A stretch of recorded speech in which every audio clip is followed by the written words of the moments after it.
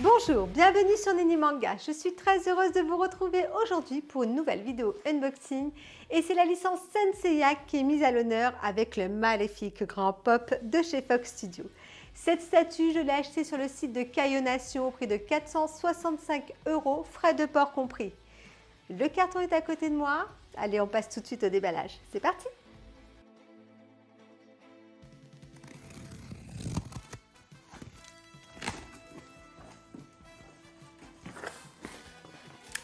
Alors, il n'y a pas de mousse de protection sur les côtés et il n'y a pas de coin de protection, rien du tout. C'est vraiment carton sur carton.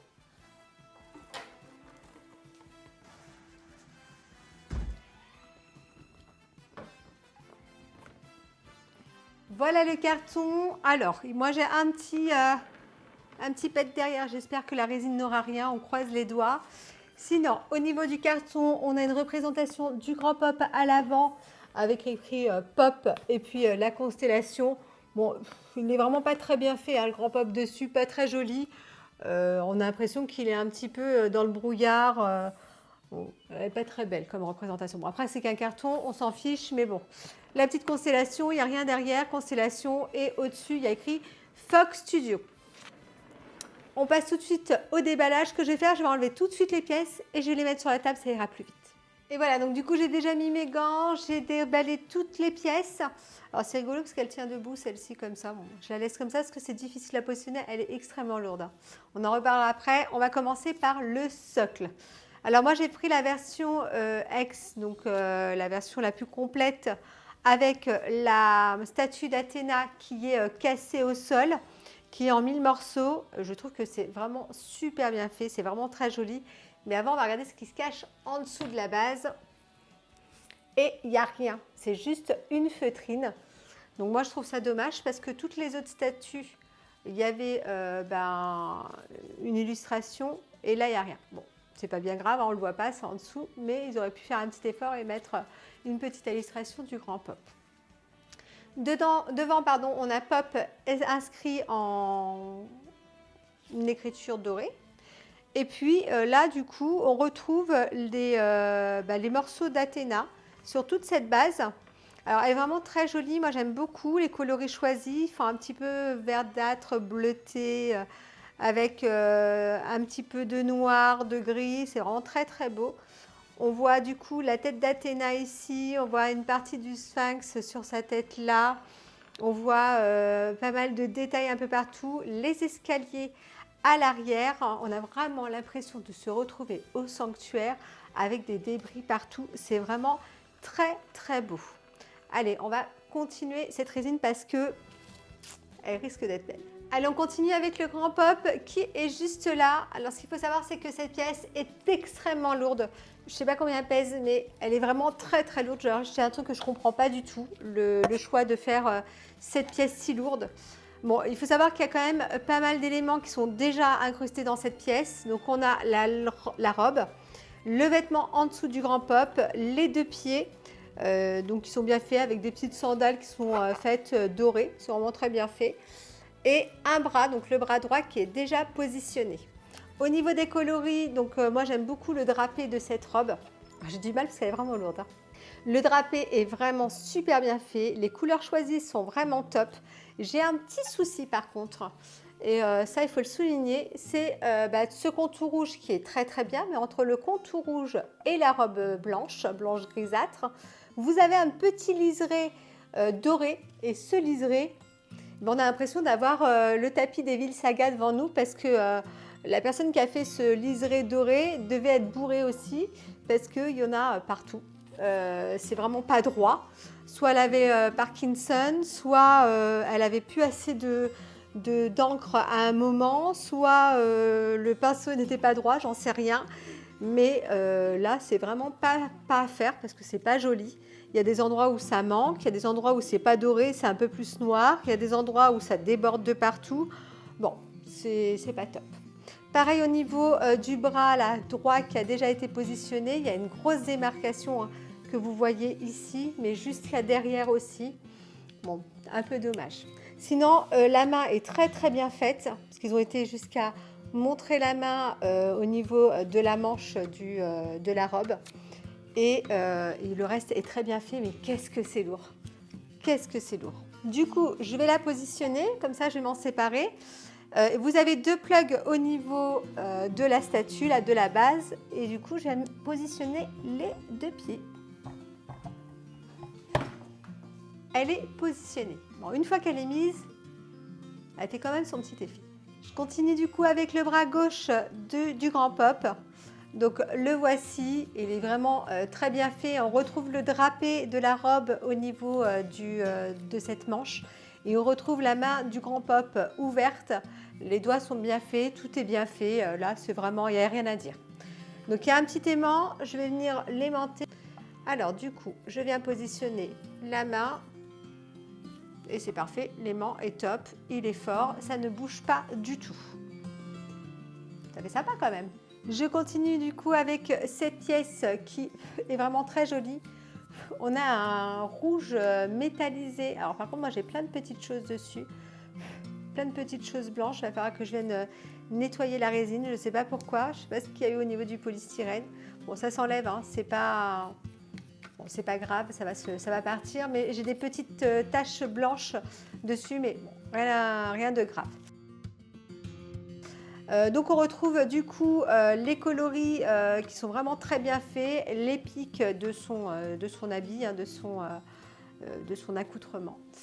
Et on a un petit plug à l'arrière, donc je vais venir mettre juste là, un plug, un aimant. Alors je vais tout doucement, c'est bon, parfait. Je regarde quand même pour voir comment ça fait. Ouais, c'est sympa. C'est très sympa, quand même. Alors, ce qui est bien, c'est que du coup, ça cache un peu les démarcations au niveau des épaules. C'est déjà un point positif. Par contre, derrière et devant, on le voit tout le jour. Hein. C'est dommage parce que la robe est complète. Normalement, on ne devrait pas avoir ces démarcations au niveau des mains. Bon, après, on ne peut pas toujours faire ce qu'on veut, je pense, quand on fait une résine, mais voilà, allez, on continue. Il ne reste pas beaucoup de pièces, ça va aller vite. Donc, nous avons les 2 colliers du grand pop. Celui-ci qui est fait tout en plastique, en PVC. Et là, on a l'impression que c'est un collier de perles qui a été fait par un enfant. Pardon, mais c'est vraiment ça. Hein, c'est vraiment des perles qui ont été enfilées sur un cordon.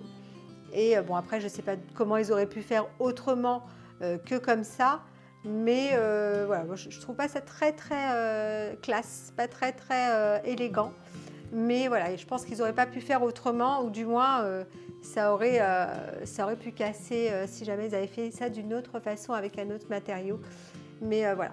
Du coup, je positionne ce collier là et ce collier qui est tout en PVC, qui n'a pas vraiment beaucoup de détails, hein, il est vraiment très simple. Bon, en tout cas, c'est qu'un ornement, on va le positionner. Donc pour l'instant, je laisse comme ça, sachant que je vais venir positionner la tête et il va falloir que je fasse attention que les colliers ne gênent pas. Je continue avec la tête du grand pop.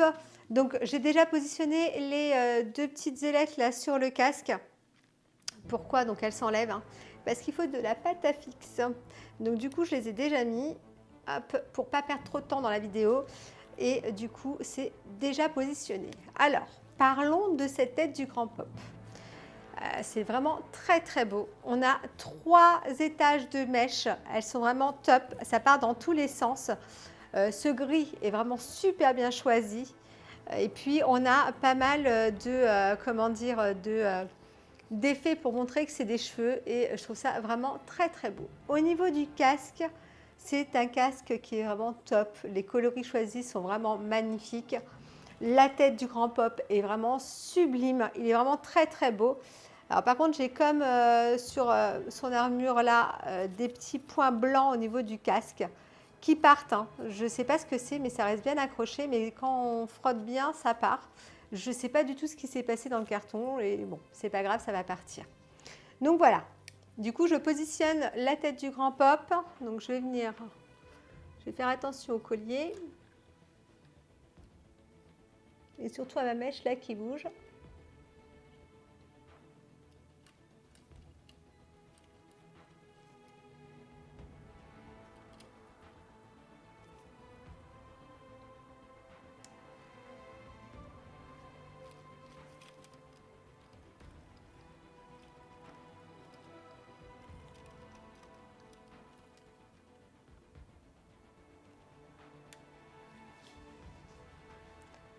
Et voilà. Donc j'y suis allée vraiment doucement parce que ces mèches-là, elles touchent un petit peu. Donc il faut vraiment faire attention. Et les colliers, j'avais peur de les casser.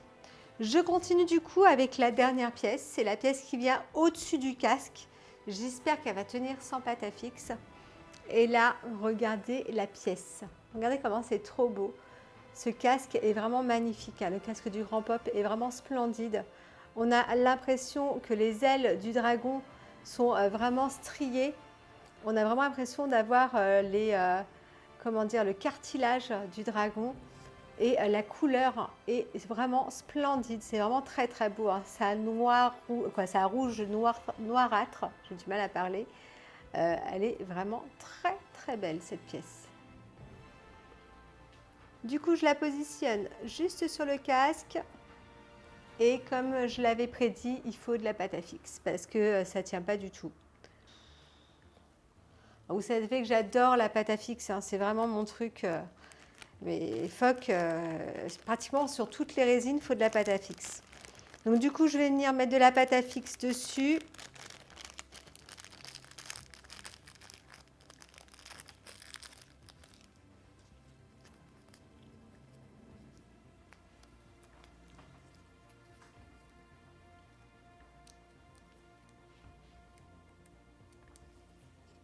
Voilà, et je vais venir positionner la dernière pièce à sa place.